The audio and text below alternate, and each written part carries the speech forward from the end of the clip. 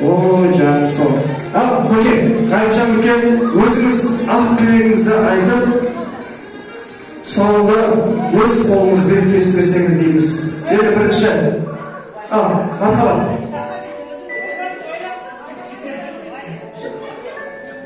Біздің Әбілмансұр құлшағымыз ешкімнің ала жігін аттамасын, өте адалы серік тұтқан, ақ жүректі, жүрегі мейірімге толы, жүрегі имандылыққа толы жанның бірі болсын дейміз. Ал көке, өз ақпатаңыз.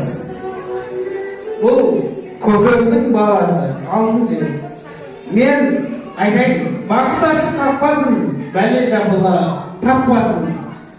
Осы Мансұр баламды іздесе де таппасын. Жолы ашық, жүзі жарқын болсын. Елдің азаматы, қазақтың туын көтеретін жігіт болсын. Сол үшін қырқайды. Аумин. Ел қазақ, арамшыл қазақпыз, елге адыртағайындар, баршамыз Әбілмансұрдың сол кескендегі алғашқы қадамның куәсі болудамыз. Екінші бір қошеметтеріңізді аямаңыздар.